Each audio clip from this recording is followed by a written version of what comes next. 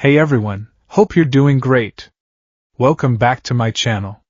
In today's video, we'll dive into what if Deku was sent to the quantum realm and built his own universe. Smash that subscribe button, and be sure to peek at the description below. Let's begin. The air in the Kamino Ward reconstruction zone was thick with a symphony of destruction. It tasted of pulverized concrete, tasted of the metallic tang of shed blood, and carried the high, whining hum of a reality stretched to its breaking point. For the heroes of Class 1A, it was the taste of impending failure. They were exhausted. Not just physically, though every muscle fiber screamed in protest, but a deeper, more profound exhaustion of the spirit. They had fought villains before, faced down world-ending threats, and stared into the abyss of Shigaraki's hatred. This was different. This wasn't about destruction or conquest. It was about erasure. At the epicenter of the devastation stood a figure that defied the garish pageantry of typical villainy. There was no ostentatious costume, no maniacal laughter. The being who called himself Void wore a simple, charcoal gray suit of reinforced material, not unlike an astronaut's flight suit, covered in a web of faintly glowing conduits. A helmet of mirrored, obsidian glass hid their face, reflecting the warped chaos they wrought. They moved with an unnerving calm, a placid stillness that was more terrifying than any berserker rage. Void's quirk was something the Hero Public Safety Commission had scrambled to classify, labeling it S-Class within an hour of their appearance. They called it quantum collapse. It was a subtle, insidious power. Void didn't punch holes in buildings. They simply convinced the atoms of the building that they no longer needed to be bound together. A skyscraper wouldn't explode. It would sigh into a cloud of its constituent dust. Shoto Todoroki sent a glacier 100 feet high roaring toward the villain. It was a monument of ice, raw and powerful. Void simply raised a hand. The glacier didn't shatter. It unraveled. The crystalline structures lost their cohesion, the very concept of frozen seeming to forget itself. The monumental wave dissolved into a hissing cloud of lukewarm vapor and a cascade of inert, disorganized water molecules that rained down on the rubble. Order is a temporary, localized decrease in entropy, Void's voice echoed, filtered through their helmet's speaker. It was a monotone, devoid of inflection, like a text-to-speech program reciting a physics textbook. A statistical anomaly. You are fighting for a rounding error. Shut up and fight like you mean it, you damn glorified science project. Katsuki Bakugo roared, propelling himself through the air with a series of concussive blasts. He was a comet of orange light and fury, aiming an AP shot directly at Void's helmet. The shot never landed. A few feet from Void's face, the focused, explosive energy simply fizzled. The tight cone of power de-escalated, its kinetic force bleeding away into the environment as harmless thermal radiation. The accompanying boom was reduced to a soft whump, like a pillow being dropped. Bakugo's momentum carried him forward into a space where his quirk had ceased to function. He landed hard, skidding across the broken pavement with a snarl of frustrated rage. Energy cannot be created or destroyed, Void stated, not even turning to face him. But it can be dispersed. Encouraged toward a state of equilibrium. Your power is just a tantrum against the inevitable heat death of the universe.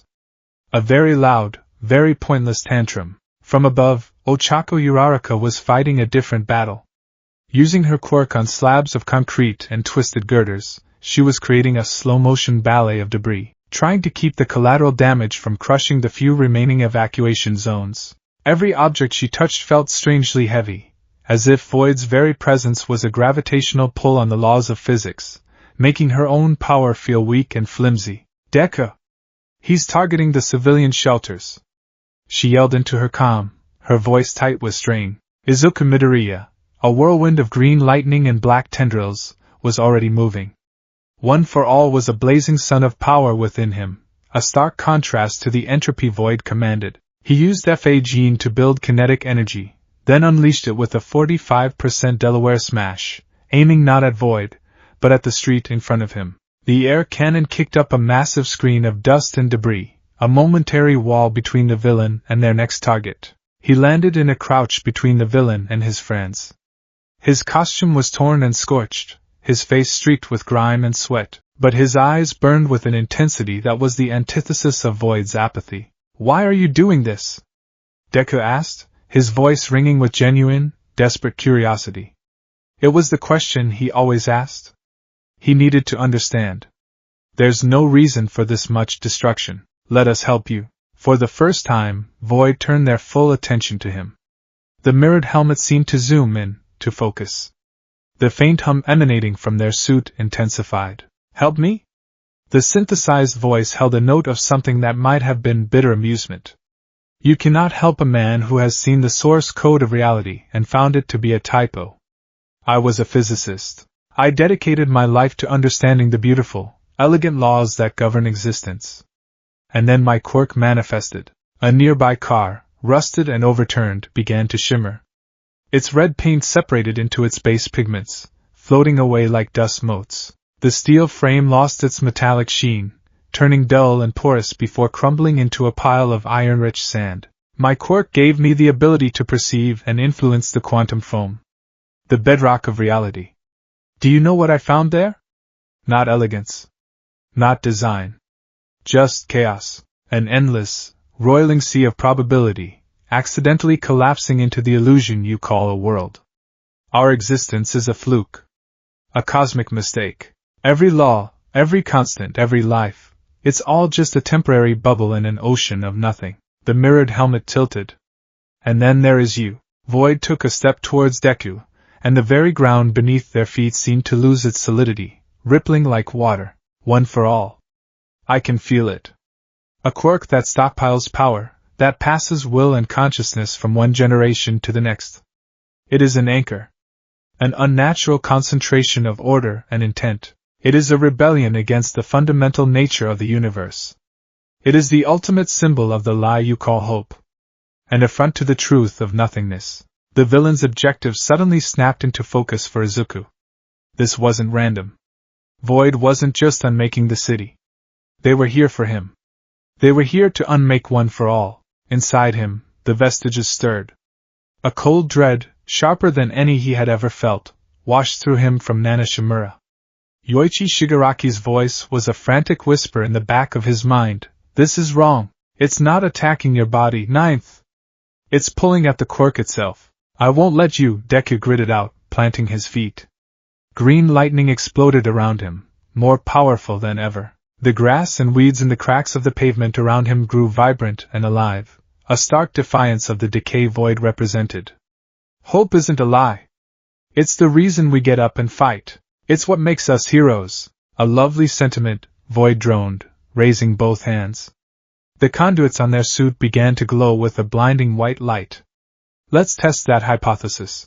We will send this ultimate symbol of order back into the ultimate chaos from which it should never have emerged.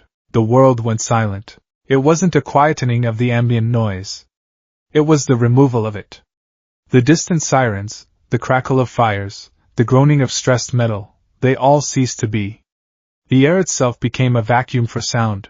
A sphere of shimmering, distorted space began to form around Void, expanding rapidly.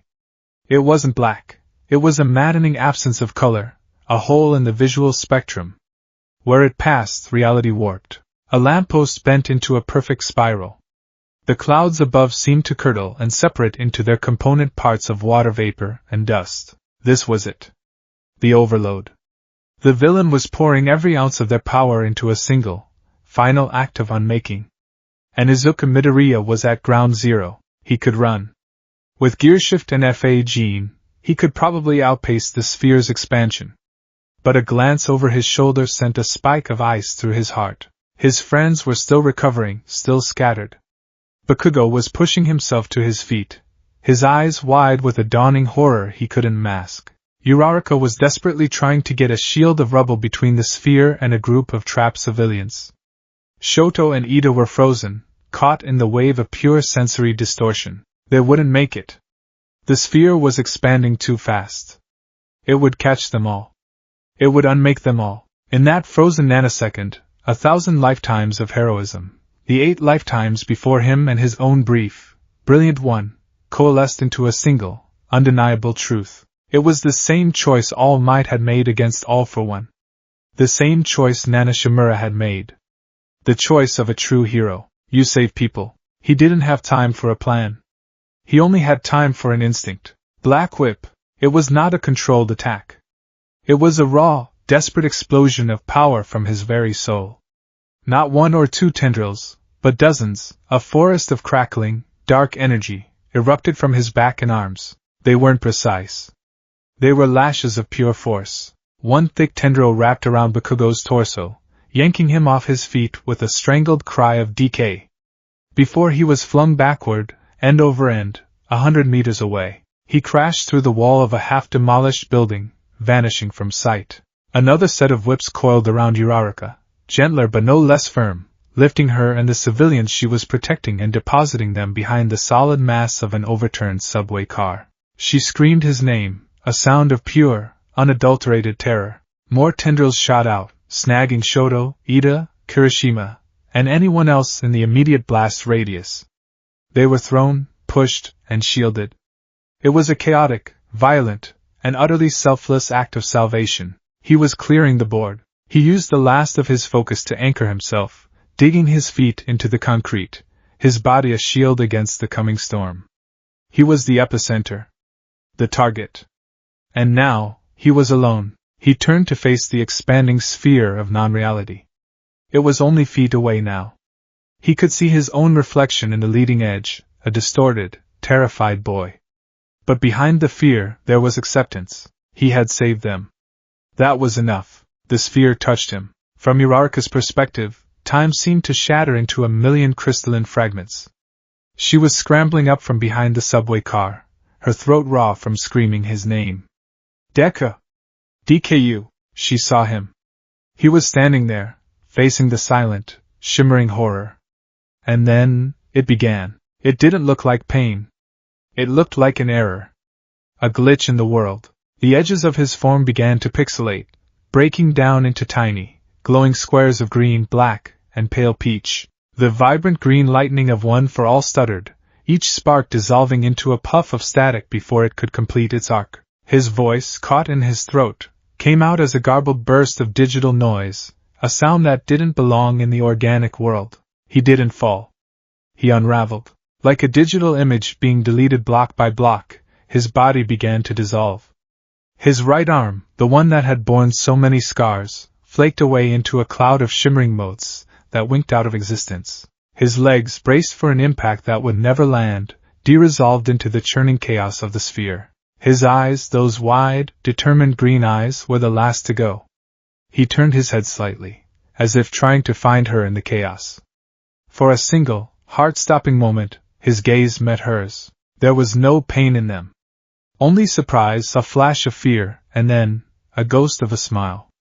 It was a faint, wavering thing, a final, silent reassurance.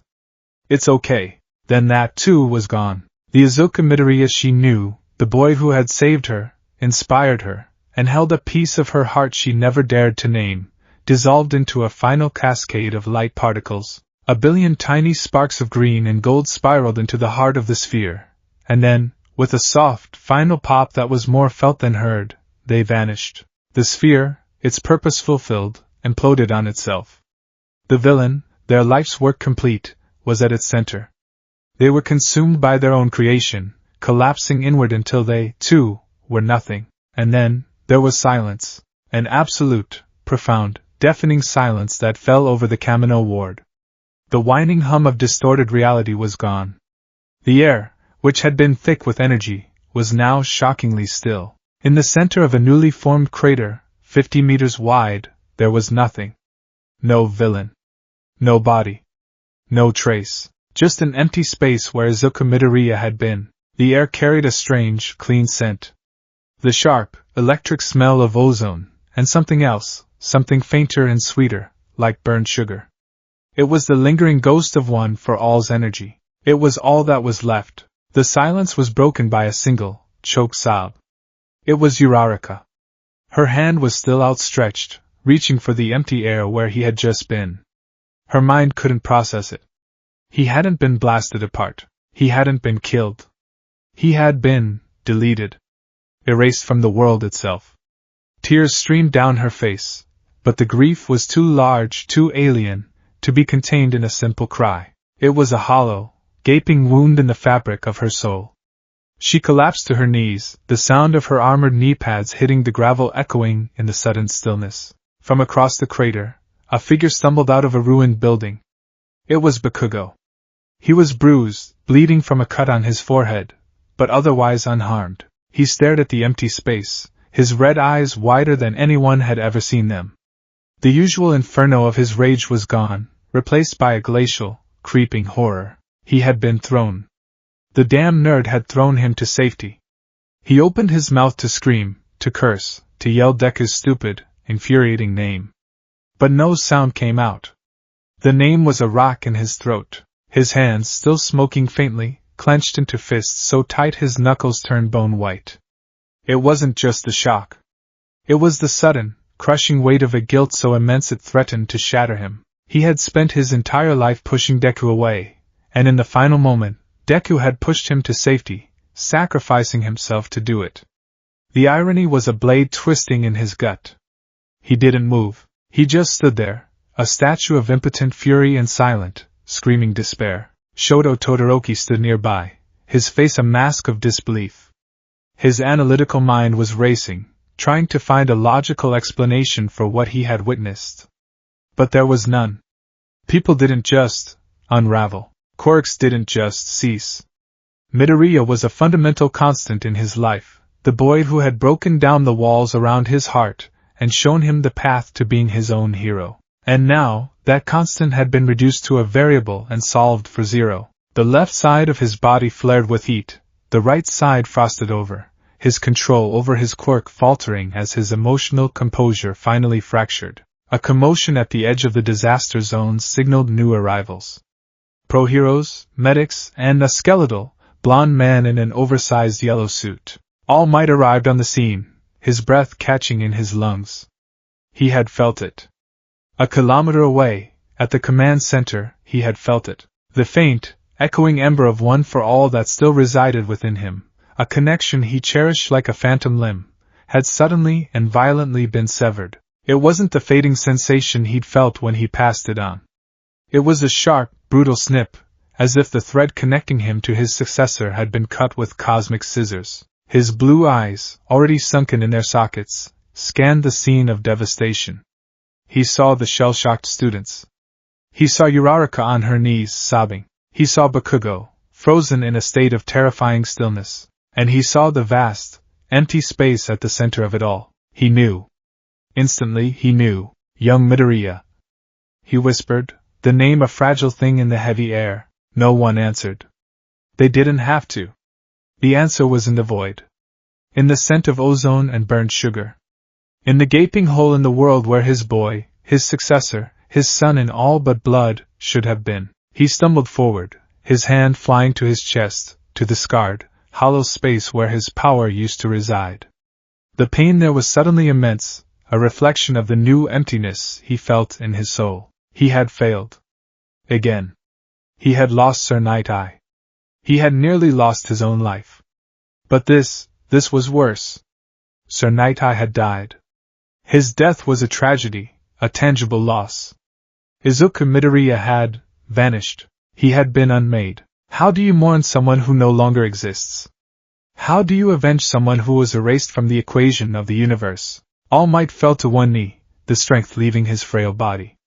The symbol of peace, the pillar of the hero world, looked small and broken, a man crushed by a loss so absolute it defied comprehension. He had passed on a torch, a legacy of hope, and he had just watched a villain extinguish it by erasing the torchbearer from existence itself. The sun began to set, casting long, mournful shadows across the crater.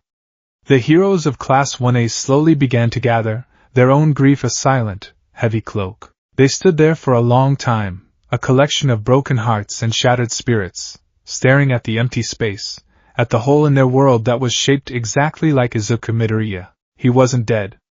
He was gone. And in the profound, terrible silence of his absence, they began to understand the difference. Existence, Izuku Midoriya had once thought, was a given. It was the floor beneath your feet, the air in your lungs, the unwavering fact of your own body. You could be hurt, you could be tired, you could even die, but you were. This was not that. This was the unbeing. He awoke to a symphony of impossibilities. He was not breathing, for he had no lungs. He was not seeing, for he had no eyes. Yet, his consciousness was flooded with a sensory input so overwhelming it bordered on pure agony. He perceived color, but not as a spectrum. It was every color that ever was and ever could be, all at once, a searing, boiling ocean of liquid light. He perceived sound, but not as vibrations in the air. It was a cosmic hum, the resonance of pure potential, a white noise that was simultaneously every note, every word, every scream, and every lullaby coalescing into a single, soul-shaking chord. There was no up or down, no left or right. He was adrift in an infinite, kaleidoscopic tempest.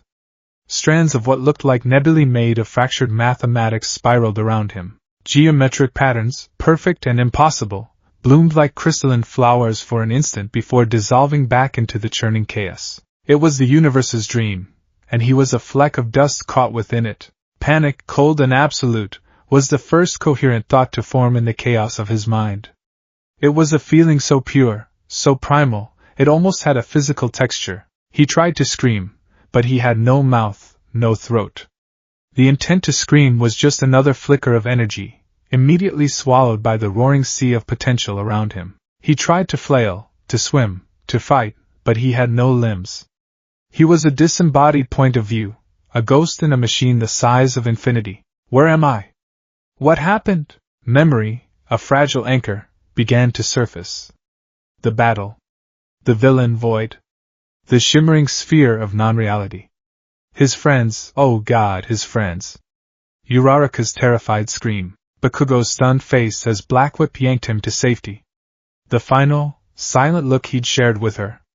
He had pushed them away. He had saved them. The memory brought a spike of relief so sharp it was painful, but it was immediately followed by a fresh wave of terror.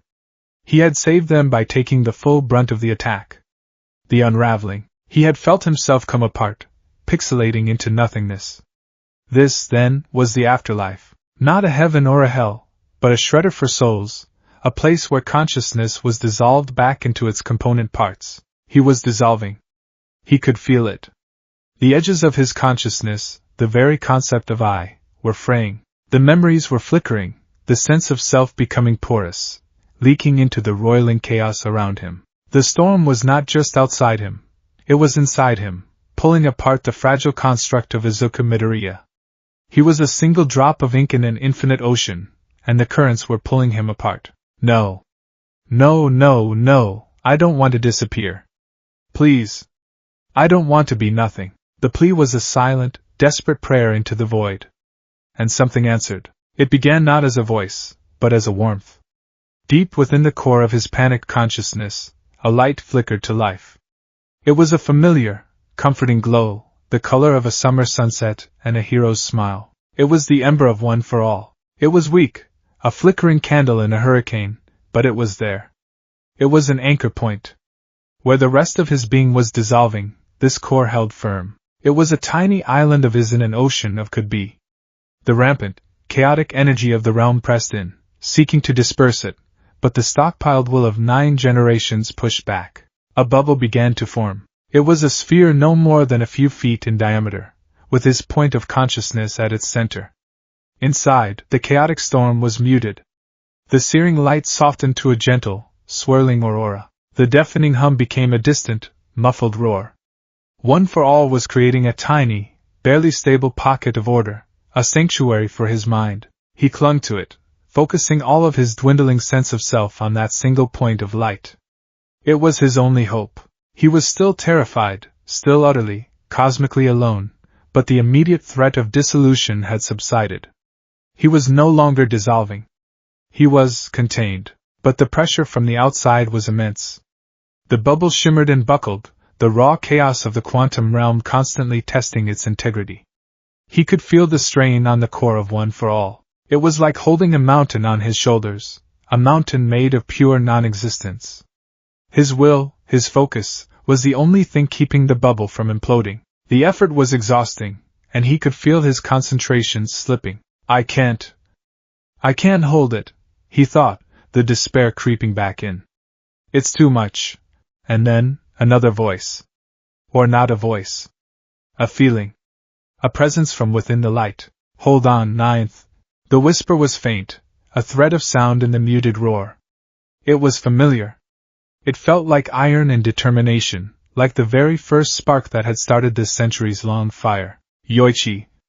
The name formed in his mind, a gasp of recognition. Another presence surfaced, this one gentle and cool, like a hand on a fevered brow. It was a feeling of profound empathy, of a sorrow that had been transmuted into strength. Breathe, Izuku. Just breathe. Even without lungs, the intent is the same. Find your center, Nana Shimura. Her presence was a balm on his frayed nerves. He couldn't breathe, but he understood. He focused on the memory of the sensation, the expansion of the chest, the slow release. He mimicked the rhythm with his will, a mental exercise that brought a surprising measure of calm. The frantic trembling of his bubble sanctuary steadied slightly. That's it, kid. Attaboy. You always were a quick study. That voice was rougher, more boisterous. It was full of gruff confidence, and the kinetic energy of a coiled spring. Daigoro Banjo. One by one, they began to emerge from the heart of One for All. Not as clear figures, but as distinct presences, their consciousnesses resonating within the sanctuary they were all creating together. Haikid Shinomori, a presence of cautious watchfulness, his danger sense now a hyper-aware perimeter guard against the quantum chaos. N, whose smokescreen felt like a further layer of obfuscation, thickening the walls of their bubble. The quiet, resolute presences of the second and third users, pillars of silent strength. They were all here. They were more than just memories or echoes now. In this realm of pure consciousness, they were, as beings of will and energy bound to the quirk, they were more suited to this place than he was. They were home. Where are we? Izuku managed to project the thought, his first attempt at communication. Nana's presence was the one that answered, her voice soft and soothing. You're in the place between places, sweetie. The foundation. The quantum foam. Think of it as the source code of the universe. She's being poetic, Daigoro cut in, his voice a gravelly rumble. It's the basement of reality. Everything that is starts out down here as a mess of might be. That villain didn't kill you, ninth. He threw you into the recycling bin. The analogy was crude, but it clicked. The pixelation, the unraveling, he hadn't been destroyed. He had been deconstructed. Returned to his base components. And the only thing that had survived the process intact was the part of him that was never truly physical to begin with. His consciousness, bound to the accumulated consciousness of One for All. My body? He asked, a fresh wave of grief washing over him. His arms that could smash mountains, his legs that could leap buildings. His smile for his mother, the freckles Ochako had once called a constellation. Gone. The physical is a temporary state, Haikage's cautious whisper echoed. Here, will is the only thing with substance. Your physical form dissolved because its fundamental concept was destabilized. But your will, our will, that is harder to erase. It was then that he felt the ninth presence. It wasn't a vestige like the others. It was a blazing, indomitable warmth that had always been at the heart of the quirk. It was the echo of all might. It wasn't a voice, but an overwhelming feeling, a broadcast of pure, unconditional belief. It was the memory of a skeletal man on a rooftop saying, "You can become a hero." It was the sound of a booming laugh. It was the feeling of a hand on his shoulder. It was a silent, powerful roar of encouragement. I am here. The strength of that feeling, the combined will of all 8 of his predecessors and the enduring spirit of his mentor, flooded him. The crushing pressure on his bubble seemed to lessen, not because the outside force had weakened, but because the internal structure had been massively reinforced. So, I'm stuck here? The question was heavy with the weight of all he had lost. His friends, his family, his world, his dream. Stuck is a state of mind, Yoichi's voice returned, firmer now, the voice of a leader. Right now you are surviving. Survival is the first step. Look around you. Not with your eyes, but with your intent. What do you see? Izuku did as he was told. He pushed his perception past the comforting glow of his sanctuary, to the boundary where order met chaos. He saw the infinite, roiling storm of potential. Before, it had been terrifying, an all-consuming monster. But now, with the vestiges anchoring him, he could see it with a new clarity. He saw flashes of possibility. A glimpse of a star being born, the laws of gravity just a suggestion in the foam. He saw the fleeting idea of a color that had never existed on Earth. He saw a brief, shimmering blueprint for a form of life based on silicon and sound. It was not a destructive force. It was a creative one. It was everything, waiting for a reason to become something. It's the clay, Nana said softly.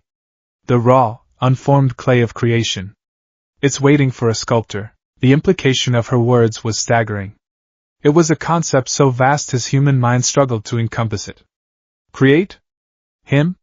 He was just a hero student. A boy who broke his bones and cried too easily. And a hero is a creator, Yoichi pressed, as if reading his thoughts. They create hope where there is despair. They create safety where there is danger. They impose a will for good upon a world of chaos. This place, it's no different. Just on a much, much larger scale. But how? Izuku's thought was a whisper of desperation and dawning awe. What do I do? You do what you've always done, Daigoro's gruff voice instructed. You use your power. But not your muscles. Not your fists. Your quirk here isn't for punching. One for all is a stockpile of energy, yes, but more than that, it's a stockpile of will. 9 generations of pure, focused intent. You're not going to punch the chaos. You're going to tell it what to do. Impose your will, 9th Hikage added. Define your space. The bubble we're in is temporary, a defense. It will fail. You need to build something permanent. A foundation. A foundation. The word resonated within him. A starting point. A place to stand. He closed his metaphorical eyes, turning his focus inward. He felt the colossal, dormant power of one for all. It was no longer just green lightning. Here, in its purest form, it was a swirling galaxy of energy, each vestige a shining star within it. He was at its center, the current wielder, the nexus point. Okay, he thought, the panic finally, truly receding, replaced by a grim, terrifying determination. Okay. A foundation. What did that mean? Solid ground. Stability. An end to the feeling of being adrift. He reached out with his mind, not his hand, and gathered the power of Ofa. He felt the vestiges lend their strength, their own wills merging with his. Yoichi's unyielding perseverance. The second's grim focus. The third's silent resolve. Nana's compassionate strength. Daigoro's explosive confidence. Hikage's cautious precision. En's fluid control. And through it all, the blazing, heroic spirit of all might, a supernova of hope. All of that power, all of that will, converged on him. It was an unimaginable weight, a responsibility that would have crushed any single soul. But he was not a single soul. He was the 9th. He was the vessel for them all. He didn't think of a punch or a kick. He thought of a single, simple, powerful command. A line of code for the universe. The command was, be here. He took that condensed, blazing point of absolute will and he pushed. It wasn't a violent explosion. It was an expansion.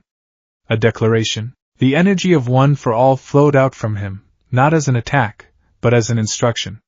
It surged to the edges of his fragile bubble and didn't stop. It pushed back against the infinite sea of potential, not with force, but with undeniable certainty. Where his will touched the quantum chaos, a change occurred. The chaotic swirl of maybe particles and what-if energies suddenly found a purpose. The storm of probability waves collapsed into a single, defined state. The command be here was interpreted by the realm, and it obeyed. From his point of consciousness, a disk of reality expanded outwards. It wasn't made of rock or metal. It was made of solidified light, a smooth, opalescent surface that glowed with a soft, internal luminescence. It spread for 100 feet in every direction, a perfect circle of stability in the heart of the storm. The feeling of being adrift vanished. He was no longer a point of view. He had a place to be. He felt a sense of down, a direction, for the first time. The disk beneath him was his anchor, his island. He could feel a form coalescing around his consciousness. It wasn't his old body. It was an echo, a construct of will and light, shaped by his own self-image. He had no reflection, but he could feel the suggestion of limbs, a torso, a head. He was a silhouette woven from the very fabric of his new, tiny reality. He had done it. The effort was titanic. The moment the disc was formed, he felt a wave of exhaustion so profound it was like a physical blow. The combined power of the vestiges receded back into the core of OFA, leaving him feeling drained and hollow. He collapsed onto the glowing surface, his new, formless form little more than a heap of faint light. The bubble was gone. It was no longer needed. The circular island was its own defense. The chaotic storm of the quantum realm raged outside its perimeter, a silent, colorful tempest visible beyond the edge of his new world, but it could not touch him. He had carved out a piece of reality for himself. He lay there for a long time, his consciousness flickering. The vestiges were quiet, resting, their energy spent in the great effort. He was alone again, but it was a different kind of alone. It was not the terror of dissolution. It was the quiet solitude of a survivor on a desert island. He pushed his light form up, sitting. He looked at his hands, translucent and shimmering, made of the same material as the ground he sat on. He flexed the fingers, and they obeyed. It was his will made manifest. He looked out at the edge of his island. Beyond the perimeter, the endless, beautiful, terrifying sea of potential churned on. It was a realm of infinite chaos, a place that should have destroyed him. But looking at it now, he didn't feel the same fear. He saw the swirling colors, the nascent ideas, the raw material of creation. It wasn't an enemy. It was a challenge. An opportunity. He had lost everything. His home, his friends, his body, his future. The grief was a cold, heavy stone in the center of his being. But as he sat there, on the first piece of solid ground he had known in what felt like an eternity, a new feeling began to flicker to life. It was small, fragile, and almost alien. It was a spark of grim, weary, and undeniable determination. He had survived. He had understood. And he had acted. He had taken the first step. He didn't know what came next. He didn't know if he could ever go home. He didn't know if he would be alone here for the rest of eternity. But as he looked out at the endless potential of the quantum realm, Izuku Midoriya, the ninth wielder of One for All, knew one thing with absolute certainty. His work was not finished.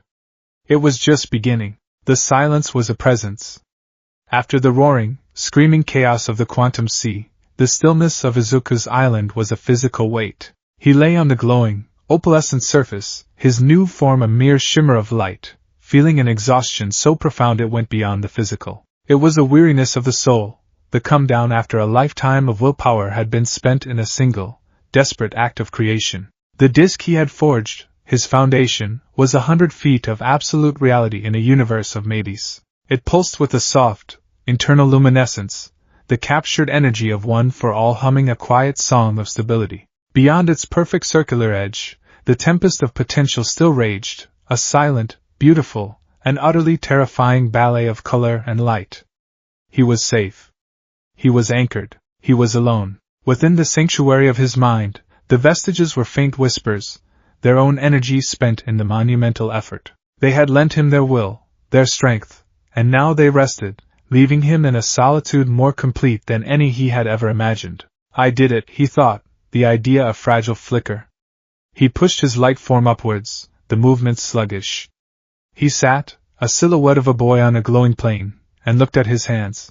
They were translucent, woven from the same pearlescent light as the ground, the lines of his palms a memory rather than a physical feature.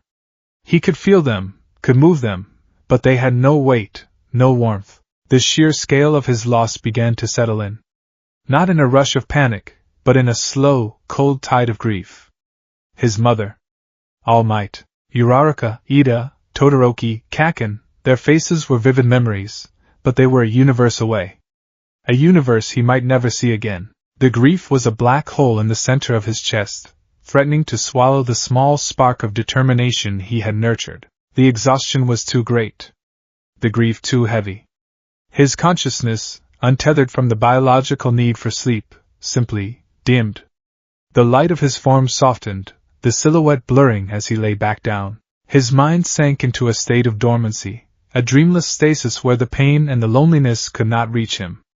It was a retreat, a surrender to the overwhelming need to simply not be for a while. He awoke with a jolt, though there was no sound to startle him. He felt rested. The soul-deep weariness had receded, replaced by a clear-headed stillness. The core of one for all inside him felt recharged, a steady, warm sun where before it had been a guttering flame. It felt like he had taken a long, refreshing nap. A day, perhaps. He sat up again, his form brighter, more defined. The vestiges were stirring within him, their presences clearer now. You are awake, ninth. The voice was Heike Shinomori's, the fourth user. His presence was always one of cautious observation, a feeling of quiet, analytical dread. Yes, Izuku projected back, feeling a sense of renewed purpose. I feel better. I'm ready to... I don't know. To do something. I can't just sit here. There was a pause, a hesitation in the flow of consciousness from the fourth. Ninth, how long do you think you were resting? A day? Maybe 2. A profound sadness emanated from Nana Shimura's presence. Oh, Izuku, sweetie, it has been longer, Heike stated, his tone flat and devoid of any comforting softness. It was the voice of a man delivering a terrible, factual report. Time is not a constant here. It is a variable, like everything else. Its flow is relative to the observer and the density of the reality you inhabit. Out there, in the chaos, time has no meaning. Here, on this island you have forged, it has begun to flow. But it is not a 1-to-1 ratio with your home dimension. A cold knot formed in the pit of Izuku's stomach. What do you mean? How long? We have been observing, Heike continued, comparing the resonance of the one for all ember still tied to Tashinori-san, faint as it is across the dimensional barrier, to our own perception. We estimate that for every moment that passes for us in this state of rest, months pass back home. The words hit him like a physical blow. Months. He had thought it was a day. No, ninth, you were not resting for a day. Heike's voice was mercilessly precise. By our calculations, you have been dormant for approximately 37 of your Earth years. 37 years. The number did not compute. It was an error message in the code of his soul. 37 years. His friends would be in their 50s. His mother, she would be in her 80s, if she was even. No, he couldn't think that. All Might, already on borrowed time, would surely be. The black hole in his chest exploded. The grief was no longer a cold stone. It was a supernova of agony. He let out a silent scream, a blast of pure, desperate anguish that caused his light form to flicker violently, nearly extinguishing. The glowing surface of his island dimmed in response to his despair. 37 years. He hadn't just lost them. He had been forgotten by them. He was a ghost story. A tragic memory from their school days. The world had moved on. They had lived entire lives without him. The rescue he might have fantasized about was an impossibility. They wouldn't be looking for a boy. They would have mourned a man who never got to grow up. Izuku! Hold on. Nana's presence surged forward, a wave of desperate, maternal compassion. Do not let it consume you. That is the path to dissolution. You must anchor yourself. She's right, kid. Daigoro Banjo's boisterous energy was a grounding force. Time is just a number.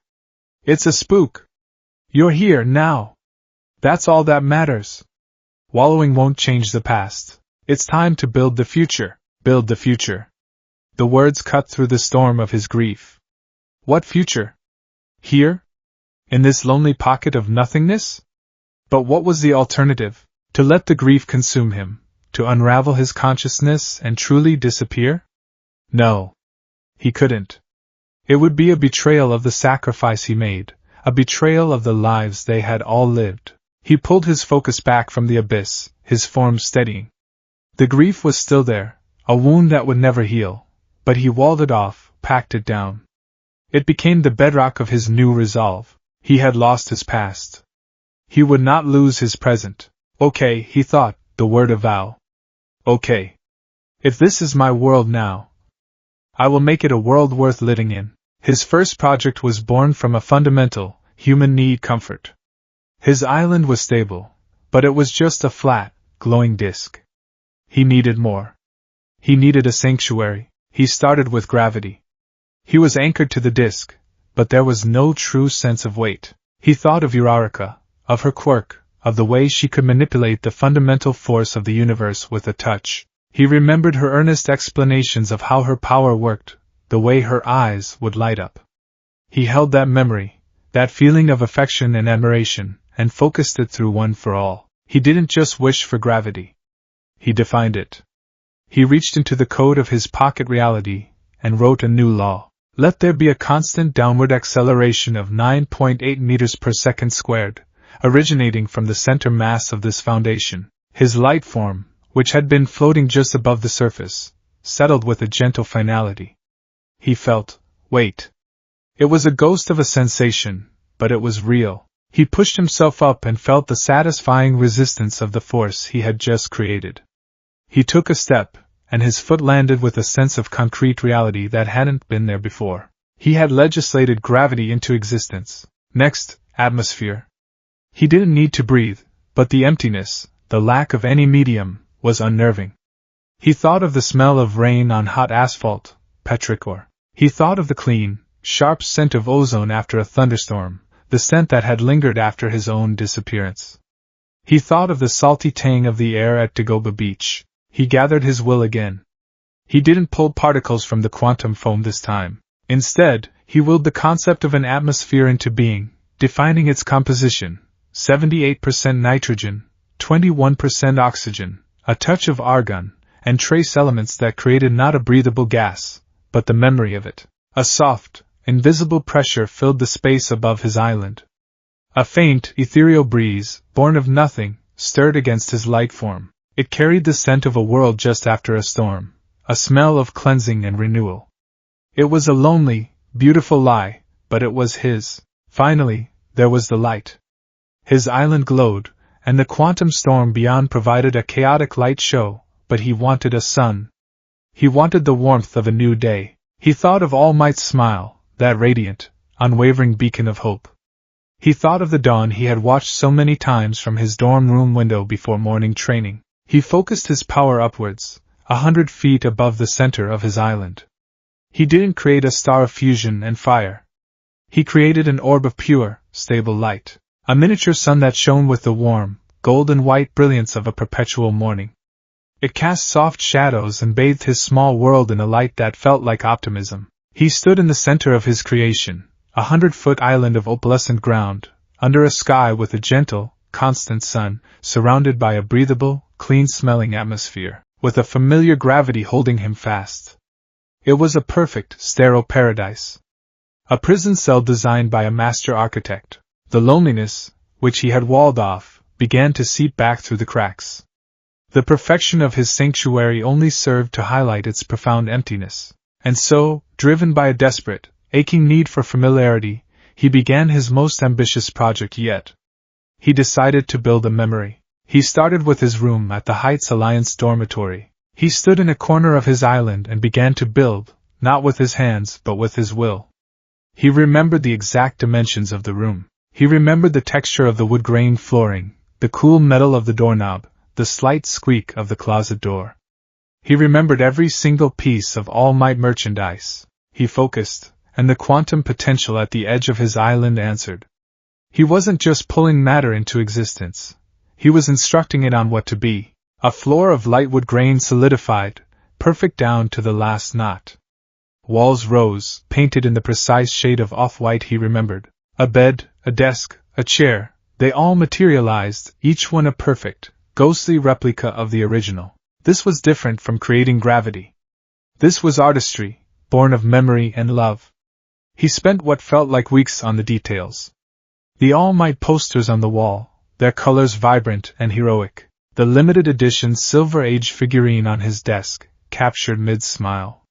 The stack of hero analysis notebooks, their pages blank but their covers rendered in perfect detail. He even recreated the small scuff mark on the leg of his chair where he had once tripped over it in a hurry. When he was done, he stood in the doorway of a perfect, silent monument to his former life. It was all there. Every detail was correct. And it was all wrong. There was no warmth from the blankets on the bed. The figurine had no weight. The air didn't smell faintly of old paper and ink. He stepped inside, and his light form cast a soft shadow on the floor. The silence was absolute. It was a museum exhibit, the room of a boy who was. His shoulders, made of light and memory, slumped. The crushing loneliness was back, stronger than ever. The details are remarkable. 9th, Yoichi's voice was a soft presence in his mind. Your focus is astounding. It's empty, Izuku projected back, the thought laced with despair. It's just a picture. There's no life in it. What did you expect, kid? Daigoro's gruff pragmatism was a splash of cold water. You can build the stage, but you can't conjure the actors. This ain't that kind of power. Undeterred, driven by a foolish, desperate hope, he moved on. He built the common room. The big, comfortable couch where they had all piled in to watch movies. The kitchen counter where Sato would leave out cakes and Kirishima would try to sneak a piece. The table where Ida would hold study sessions. He poured all of his focus, all of his longing, into it. He got the slight dip in the couch cushion where Bakugo always sat, feet kicked up on the coffee table. He recreated the faint, permanent marker stain on the table from one of Hatsume's rogue inventions. He even put a ghost of a mug, filled with a solid form of tea, on the counter. He finished and sat on the couch. He closed his eyes, his memory screaming at him with the sounds that should have been there. Uraraka's bright laughter, Ida's hand-chopping pronouncements, Todoroki's quiet interjections, Bakugo's explosive yelling. He opened his eyes. Silence. The empty couch. The sterile kitchen. The silent table. He had the power to forge a world from scratch, but he couldn't create the sound of a friend's laugh. He couldn't replicate the warmth of a hand on his shoulder. He couldn't build a soul. He sat there on that silent, perfect couch for what felt like another lifetime, the sheer weight of his impotence crushing him. He was a god of matter, but a ghost among memories. It is the curse of the creator, Nana's voice was a sad, gentle whisper. To build the vessel, but to be unable to fill it with the spirit. You have our company, Izuku, but we know it is not the same. We are in your head. We cannot sit beside you on that couch. Then what is the point? He cried out into his own mind. What's the point of all this power if I'm just going to be alone forever in a museum of my own making? It was Yoichi who answered, his voice cutting through the despair with a strange, new intensity. It wasn't just comfort, it was a challenge. You are asking the wrong question, 9th. You are looking at your power as a tool for recreation. You are trying to rebuild a world you have lost. But that is not what this power is for. Izuku focused on Yoichi's presence. What are you talking about? Think about what you have done, Yoichi urged. You did not just conjure a rock and call it gravity. You wrote the law. You defined the constant. You did not just make a light, you defined its properties, its warmth, its permanence. You are not a builder, 9th. You are not a sculptor. A terrifying, profound realization began to dawn in Izuku's mind, a concept so vast it made his soul tremble. You are a legislator. Yoichi's voice was filled with a mixture of awe and terror. You are a programmer. You are writing the fundamental laws of physics for this pocket of reality. Every act of creation you perform is not just making an object, it is defining the rules by which all future objects here will exist. The truth of it slammed into him. When he created his room, he had defined wood, paint, metal. Those concepts were now part of the source code of his tiny universe. He had the power to decide the speed of light, the charge of an electron, the very nature of cause and effect. The responsibility was incomprehensible. What if he made a mistake? What if he wrote a law that led to an unstable reality? What if his grief caused him to inadvertently code entropy to act faster? He could accidentally create a universe destined to tear itself apart. He looked from his perfect, silent room to his perfect, silent common area. He looked at his little son and felt the pull of the gravity he had authored. He was the architect, the engineer, and the god of this tiny, lonely place. The loneliness was still there, a constant, aching thrum beneath the surface. But now, it was accompanied by something new. A heavy, terrifying, and awesome burden. The burden of a power he had never asked for, a power that went far beyond punching villains. He stood up from the silent couch, his light form seeming to glow a little brighter, a little more intensely. He had the power of a god, the ability to write the story of a universe from its first sentence. But as he stood there, surrounded by the ghosts of his past, a single, silent tear of light traced the path down his spectral cheek. He had the power of a god, but he still had the heart of a lonely teenage boy who just wanted to go home. The ages passed in silence. Not human ages, measured in the turning of a planet or the lives of men, but the lonely, elastic ages of the quantum realm. For Izuku, time had become a fluid concept, a river he stood beside rather than in. He measured it not in days or years, but in projects. The age of perfecting the atmosphere. The age of attempting to create a convincing rain, which had ended with him accidentally defining the concept of dampness and making his entire common room replica feel perpetually clammy for a subjective decade. The long, melancholic age of memory building, which had culminated in a silent, perfect, and soul-crushingly empty replica of the UA main building. He was a god and a diorama of his own grief. He would walk the hollow halls of his created UA, the only sound the soft, whisper-light touch of his own spectral feet on the floor he had willed into existence. He would stand in the empty classroom 1A, his hand hovering over the desk that had been his, the other over Kaken's, feeling nothing but the profound echo of what was lost. He had created a monument to his past, and in doing so, had trapped himself within it. The vestiges were his constant companions, a silent counsel in the halls of his mind. They offered comfort, advice, and warnings. Nana would soothe him when the waves of loneliness became overwhelming. Daigoro would urge him to stop moping and build something new, while Haikage would cautiously advise him to consider the foundational implications of every minor creation. Yoichi, the first and most thoughtful, simply watched, letting Izuku navigate the labyrinth of his own sorrow. By his own estimation, which was now terrifyingly accurate due to Haikage's tutelage, nearly 2 centuries had passed for him on his island. 200 years. In his home dimension, everyone he had ever known was dust. The world he had fought for was a history book. The very idea of Izuku Midoriya was less than a myth. It was a forgotten footnote. The realization no longer brought the sharp, supernova burst of agony it once had.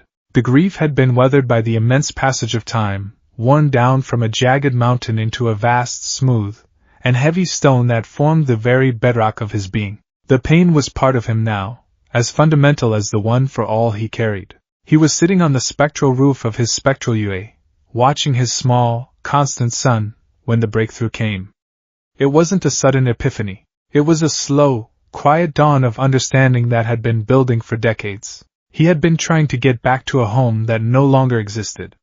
He was a castaway meticulously building a replica of his old house on a desert island, hoping it would somehow transport him back. It was an exercise in futility, a self-inflicted torture. He thought of All Might. Not the towering symbol of peace, but the skeletal man, coughing up blood but with eyes that still blazed with unwavering fire. He remembered the words that had changed his life, the words that had become his mantra. You can become a hero. What did that mean now? Who was he a hero for? There was no one to save. No one to protect. The title was meaningless in his solitary universe. But was it? He looked past the edge of his island, past the perfect replicas of his past, to the churning, chaotic sea of potential that surrounded him. The raw material of existence. He had seen it as a threat, then as a tool, a source of clay for his lonely sculptures. He was looking at it all wrong. A hero doesn't just save people who are in danger. A hero creates a world where people can be safe. All Might hadn't just punched villains. His very existence had lowered the crime rate. He had created an era of peace.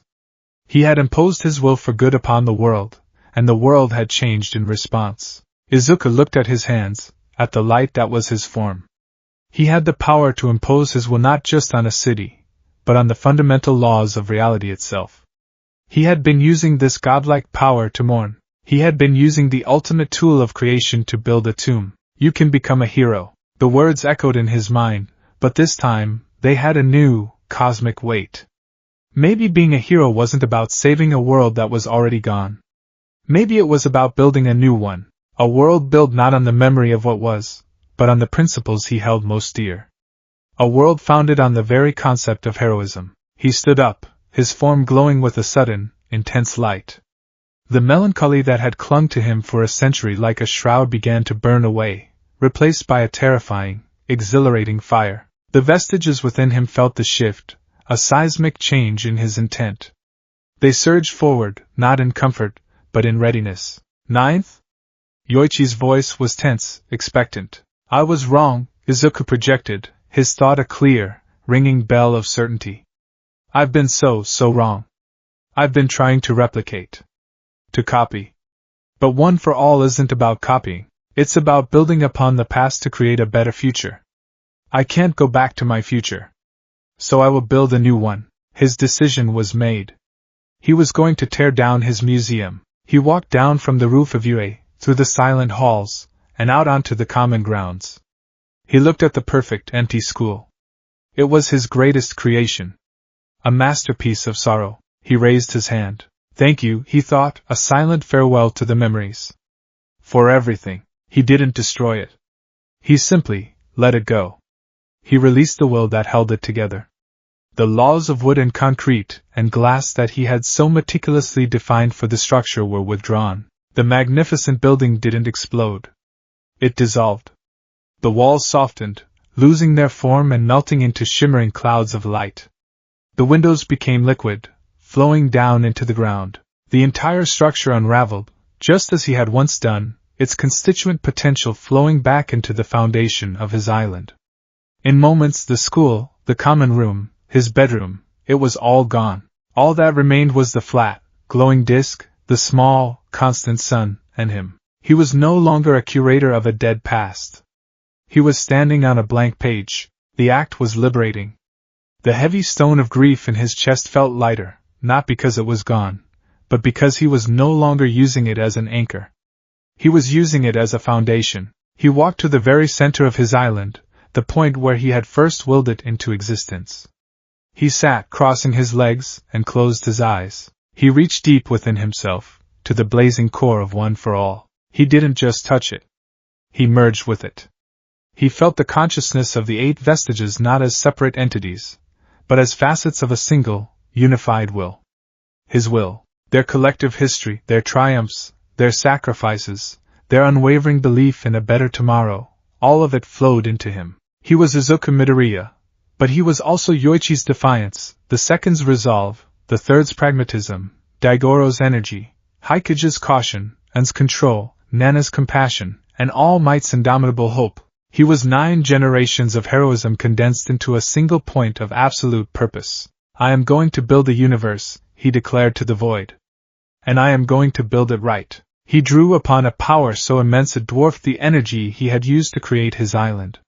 He gathered every joule of stockpiled energy, every ounce of focused will from the 9 souls within him. It was a sun's worth of power, a singularity of pure intent. He held this singularity, this seed of a new cosmos, within his consciousness. Before he unleashed it, he gave it its prime directive.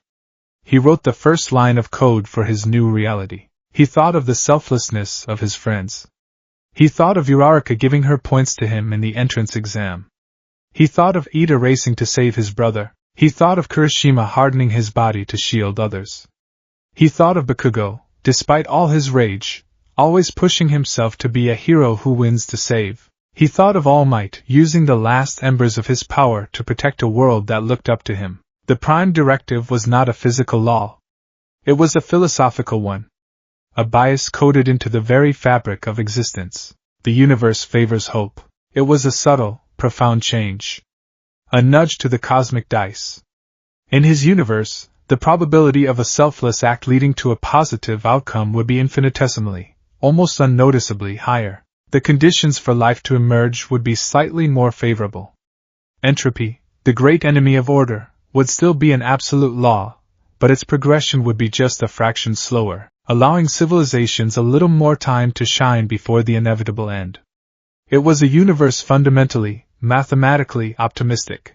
With the prime directive set, he was ready. He took the singularity of One for All, and he let it go. Let there be light. The thought was a command that echoed not in sound, but in the very structure of the quantum foam.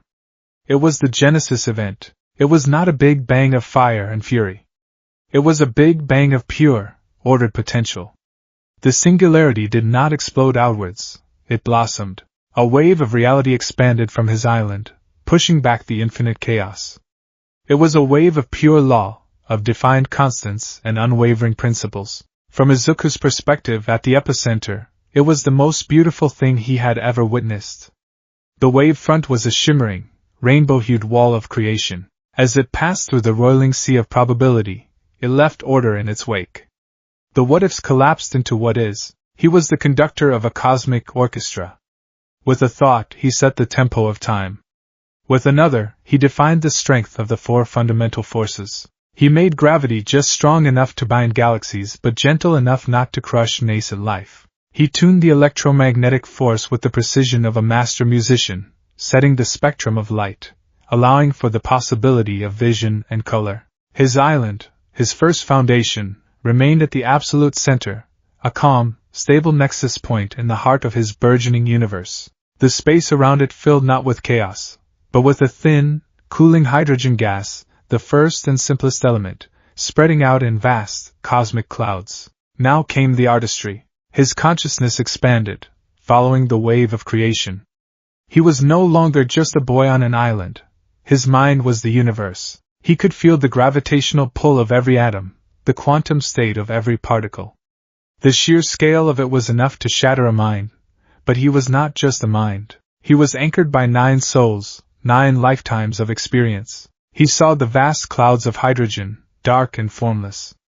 They needed to burn. They needed to shine. They needed to forge the heavier elements that would one day become worlds and people. He focused on a massive cloud, trillions of miles across. He gently nudged its gravitational constant, encouraging it to collapse under its own weight. He watched, over a span of time that was both an instant and a million years, as the cloud condensed. The pressure at its core built, the temperature rising to impossible degrees, and then ignition. The first star in his universe flared to life, a brilliant, blue-white giant, a beacon in the primordial darkness. It was a moment of pure, unadulterated triumph. He had said, "Let there be light," and there was light. The act filled him with a joy so profound it was almost painful. He had not just made a thing, he had set in motion a process that would give his universe a heart. He didn't stop at one. He became a cosmic artist, a celestial gardener. He moved through his new, dark universe, igniting stars by the billions. He gathered them into swirling arms, forming the first spiral galaxies. He sculpted vast, ethereal nebulae from the leftover dust, painting the void with strokes of crimson, emerald, and sapphire. These were the stellar nurseries where future generations of stars would be born. He worked with a purpose that was both scientific and deeply personal. He created constellations, but they were not the random patterns of his old world.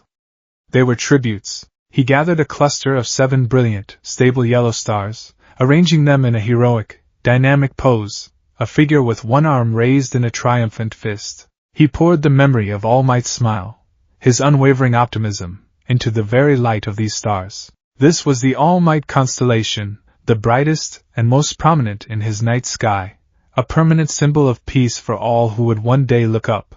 He created a circlet of gently pulsing stars, their light soft and kind, their arrangement like a floating, graceful dance. This was the Uraraka cluster, a tribute to her boundless empathy. He forged a binary pair of stars, one burning with a fierce, icy blue light, the other with a contained, crimson fire, endlessly circling each other in a complex, stable orbit. The Todoroki binary. He created an explosive, chaotic nebula, a stellar forge where stars were born and died with furious, beautiful violence, its heart a piercingly bright blue star. He called it Bakugo's crucible. He made constellations for Ida, for Kurishima, for Azuri, for all of them. He even created a faint, distant cluster of shimmering, nebulous points of light, forever shifting and changing, for the vestiges who shared his consciousness. He populated his heaven with his heroes, so he would never be truly alone. His universe was filled with light, with galaxies, with the promise of future worlds. It was vast, beautiful, and fundamentally hopeful. He had taken his grief, his loss, his loneliness, and he had transformed it into a cosmos. His consciousness slowly receded from the edges of space-time, pulling back to the center, back to his island, his foundation. He stood there, his light form no longer a faint silhouette but a figure of solid, condensed starlight, glowing with a soft, green aura that was the color of his own determined soul. He looked up. Above him, the sky was no longer a flat, singular sun. It was a breathtaking vista. A river of stars, the galactic plane of his new home galaxy, stretched from horizon to horizon. He could see the familiar, comforting shape of the all-might constellation, its light shining down on him like a benediction. He could see the shimmering nebulae he had painted, cosmic clouds pregnant with the potential for new suns and new worlds. He had done it. The silence on his island remained, but it was no longer an empty, lonely silence. It was a reverent silence. The silence of a cathedral. The silence of a creator standing in the dawn of his own creation, awestruck by the beauty and the terrifying, wonderful responsibility of it all. He had lost his world, his home, his past. But now, he had a universe. A universe of hope. A universe waiting for life. His work was not over. The stage was set. The sky was lit. Now, he had to wait for the actors to arrive. The age of starlight was an age of patience. After the grand, explosive fervor of the Genesis event, Izuku settled into a new role. He was no longer the frantic builder or the cosmic artist. He became the watcher. From his Nexus Island at the very center of his creation, his consciousness could touch any point in his universe. He watched as his galaxies spun, as his stars aged, burning through their hydrogen fuel. He saw the first generation of massive, blue-white giants die in spectacular supernova explosions, seeding the cosmos with the heavier elements they had forged in their hearts. Carbon, oxygen, iron, silicon, the building blocks of planets of life, were scattered like celestial dust through the void. He watched these elements coalesce in the second and third generation of stellar nurseries, forming new stars, but this time, they were surrounded by protoplanetary disks, swirling rings of gas and rock. This was what he had been waiting for. The birth of worlds. He spent millennia observing, studying the natural formation of solar systems. He saw gas giants form, their immense gravity shepherding the orbits of their smaller, rocky siblings. He saw planets form too close to their suns, their surfaces scorched, and their atmospheres boiled away. He saw others form too far out, becoming frozen, desolate balls of ice and rock. He was a student of his own creation, learning the intricate dance of celestial mechanics he himself had authored. The vestiges were his silent faculty, their accumulated knowledge and varied perspectives offering insight. Heike Shinomori, ever the pragmatist, helped him analyze orbital resonances and planetary stability. Nana Shimura, with her boundless empathy, would often draw his attention to worlds that, while not perfect, had a certain feeling, a glimmer of potential. He was searching for a candidate. A canvas. After countless centuries of observation, he found it. It was a G-type main sequence star, a stable yellow dwarf almost identical to Sol, the sun of his long-lost home. It was orbited by 8 planets, a familiar configuration that tugged at a deep, vestigial cord of nostalgia. The third planet was the one that held his attention. It was a perfect Goldilocks world. Not too hot, not too cold. It was a jewel of blue and white, with vast, deep oceans of liquid water, swirling cloud patterns, and continents of rich, brown and green land masses. It had a strong magnetic field to shield it from its star's solar winds, and a large, single moon, a captured dwarf planet whose gravity would create tides, stirring the oceans and creating a rhythm for the world. He felt an immediate, paternal affection for this planet. This would be the one. This would be his crucible of life. He gave it a name. He reached out with his will and inscribed the name not on a map, but into the very metaphysical identity of the world itself. A name that was both a prayer and a command. Plus Ultra. With his focus now narrowed from the scale of a universe to a single planet, his work became more intimate, more delicate. He descended, his consciousness no longer a cosmic omnipresence, but a focused presence hovering in the upper atmosphere of his chosen world. He felt the kiss of the water vapor on his spectral form, tasted the nitrogen and oxygen, felt the gentle tug of the world's gravity. He became a planetary gardener. He sculpted the continents, raising majestic mountain ranges with gentle, tectonic nudges, carving out vast river valleys that would carry water from the highlands to the seas. He shaped the coastlines, creating sheltered bays and archipelagos where life might first find purchase. He didn't work with brute force, but with a subtle, guiding hand, accelerating geological processes that would have taken hundreds of millions of years, compressing them into a few millennia of focused effort. He wanted plus ultra to be beautiful, not just functional. He took inspiration from the fragmented memories of Earth. He created vast, sprawling deserts of fine, red sand that reminded him of a picture he'd once seen of the Australian outback. He sculpted towering, snow-capped mountain peaks that mirrored the Himalayas. He wove intricate river deltas that recalled the Nile, and carved out deep, dramatic fjords that sang of Scandinavia. It was a world made of nostalgic echoes, a love letter to a home he could never see again. Once the physical stage was set, the most delicate part of his work began, seeding life. He could have, he supposed, created complex beings from scratch.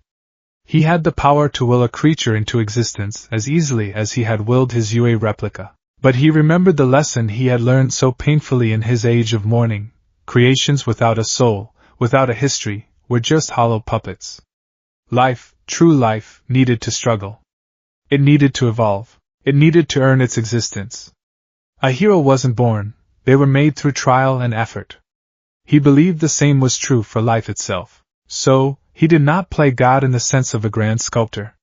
He played God as a chemist. He focused on a series of deep-sea hydrothermal vents, volcanic fissures on the ocean floor spewing out a rich chemical soup into the warm water. Here, in the crushing darkness of the abyss, was where he would light the spark. He didn't create the first cell. He created the conditions for the first cell. He subtly adjusted the chemical composition of the water around the vents, enriching it with amino acids, lipids, and nucleotides, the raw materials. He then imbued the area with a gentle, persistent energy field, a catalyst based on the core principles of one for all, designed to encourage complex molecular bonding. And then, he waited. He watched for centuries, a silent, invisible observer in the deep. He saw the molecules chain together, forming complex polymers. He saw the first lipid bubbles form, protomembranes creating tiny, isolated environments. It was a slow, agonizingly patient process, a cosmic game of chance he had heavily biased in his favor. And then it happened. He didn't see it so much as feel it. A flicker. A single, self-replicating molecule had formed. A primitive strand of RNA, capable of making copies of itself. It was imperfect, prone to errors, but it was alive. It was the first instance of life in his entire universe. A wave of emotion so pure and powerful it dwarfed the triumph of creating stars washed over him. He had not built this life. He had nurtured the possibility of it. And it had answered. He felt tears of light stream from his spectral eyes, dissolving into the deep ocean currents. It was the joy of a father witnessing the first breath of his child. From that single spark, a fire began. The RNA strands grew more complex. The lipid bubbles became true cell walls. The first prokaryotic cells emerged, simple, rugged organisms that fed on the chemical energy of the vents. Life had a foothold. Izuku adopted a new, solemn vow: non-intervention. He had lit the match. The fire had to spread on its own. To interfere now would be to rob his creation of its own journey, its own struggle, its own triumphs. He became the watcher in earnest, the silent, unseen guardian of his burgeoning biosphere. He watched, over millions of years, as life exploded from the deep sea vents. Photosynthesis evolved, and the oceans began to teem with cyanobacteria, turning the atmosphere from a nitrogen-rich haze into a vibrant, oxygenated blue. He saw the planet's first mass extinction event as oxygen, a poison to the early anaerobic life, filled the skies. He felt a pang of sadness for the life that was lost, but knew it was a necessary step. Evolution was a cruel, but effective teacher. He watched as the first complex eukaryotic cells emerged, then multicellular life. The oceans filled with strange, wonderful creatures that were both alien and achingly familiar. Trilobite-like arthropods scuttled on the seafloor. Jellyfish-like organisms drifted in the currents. The first primitive fish, with cartilaginous backbones, swam in the sunlit waters. He saw the first life crawl onto the land. A brave, amphibious creature, half fish, half lizard, pulling itself onto a muddy bank. It was a monumental moment, as significant as the first spark. He watched as vast forests of bizarre, towering flora grew, as giant insects with intricate, iridescent wings filled the air. He saw the rise of colossal, reptile-like creatures that thundered across the plains, their calls echoing in the primordial air. He saw ages of ice and fire, of asteroid impacts and volcanic cataclysms. Each time, life was battered, beaten back, but it always survived. It always adapted. His universe, built on hope, would not allow it to be extinguished so easily. Through it all, he watched. His perception of time was now completely detached from a human scale. 1,000,000 years was the blink of an eye. The rise and fall of a dominant species was a single chapter in his book. He was the timeless historian of his own world. His form had changed again. The centuries of silent observation, of wielding immense but subtle power, had refined him. He was no longer a mere silhouette of light. When he chose to manifest a form, he was more solid, more defined. He appeared as a calm, ethereal version of the man he never got to be, perhaps in his late 20s, with his familiar messy green-black hair, but it seemed to move like a nebula, filled with faint, swirling starlight. His eyes were the same kind green, but they held the depth of eons, the wisdom of a being who had witnessed the birth of stars and the dawn of life. A soft, green aura, the gentle hum of one for all, perpetually surrounded him. He was no longer a boy playing God. He was a being woven from the fabric of his own reality, a demigod of creation. He watched as the age of giant reptiles ended and the age of mammals began. He saw small, shrew-like creatures evolve into 1,000 different forms, adapting to every niche. He saw predators and prey, symbiosis and competition. He saw the emergence of primates, nimble creatures with grasping hands and curious minds. He watched one particular tribe of ape-like creatures. They were not the strongest, nor the fastest. But they were clever. They used tools. They formed complex social bonds. They cared for their sick and injured. They looked up at the stars at night with a sense of wonder. He felt a profound connection to these beings. In them, he saw the faint, ancestral echo of his own humanity. He watched as they discovered fire. He watched as they developed language, painting stories on cave walls. He watched as they built the first settlements, the first cities. He watched as they developed agriculture, philosophy, art, and science. Civilizations rose and fell like the tides. Empires spread across continents and crumbled to dust. Great works of art were created and lost to time. He saw it all, every triumph, every tragedy. He was a silent spectator to their entire history, from the first stone tool to the first fission reactor. And then, he saw what he had been waiting for since the very beginning. It was in a bustling, modern city, one of many that now dotted the continents of Plus Ultra. A high-speed elevated train had suffered a catastrophic malfunction. It derailed, careening off the tracks, plummeting towards a crowded plaza below. Panic erupted. The beings below, humanoid, with varied skin tones of soft blues, grays, and pale greens, a natural evolution on this world, screamed and ran. But one of them, a dockworker with 4 powerful, chitinous arms, did not run. He was small, insignificant in the face of the disaster. He could have easily saved himself, but he saw a small family, a mother frozen in terror, shielding her child, directly in the path of the falling train car. The dockworker didn't hesitate. He let out a defiant roar, dug his feet into the pavement, and braced himself. He held up his 4 arms, muscles straining, and positioned himself directly under the falling behemoth of metal. It was a suicidal, illogical act. He could not possibly stop it, but he tried. The train car slammed into him. The impact was immense. The dockworker's arms shattered. His body was crushed. But in that final, desperate act of will, he had deflected the trajectory of the falling car by a few crucial degrees. It missed the family, crashing into the ground beside them, sending a shower of sparks and debris everywhere, but leaving them unharmed. The dockworker was dead before the dust settled. He had saved a family he did not know, at the cost of his own life.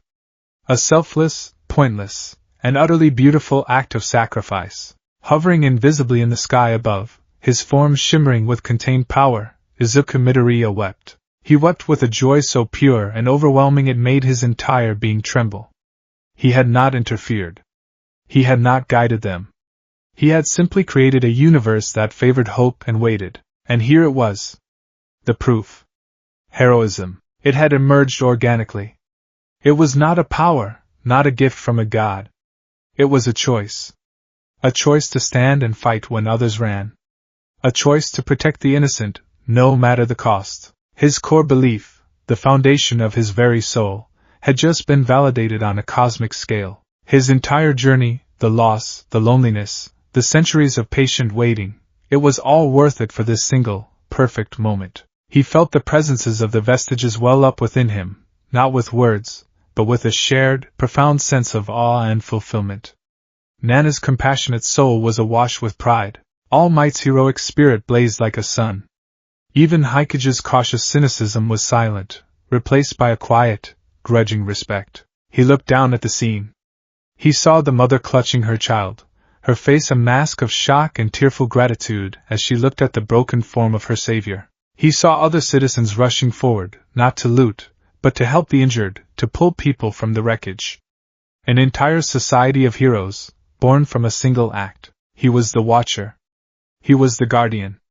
But in this moment, he was also a proud father. His universe was alive. And it was good. He stayed for a while longer, a silent observer as the city came together in the wake of the tragedy, honoring the fallen Dockworker as a hero. He saw statues erected. He saw songs written. He saw a generation of children inspired by the story of the four-armed saint who gave his life for strangers. His creation was no longer just a collection of stars and planets. It had a soul. It had hope. It had heroes. Finally, his work on Plus Ultra was done. His direct observation was no longer needed. The planet, and the life on it, had come of age. His consciousness gently pulled back, receding from the world, returning to his calm Nexus Island at the center of it all. He stood on the glowing surface and looked up at the sky he had made, his heart full. He was alone, a solitary god in the heart of his own creation. But for the first time in eons, he did not feel lonely. He had a universe full of children to watch over. And he had faith in them, faith that they would continue to choose hope, to choose compassion, to choose to be heroes. He had built his perfect world. And now, all he had to do was protect it.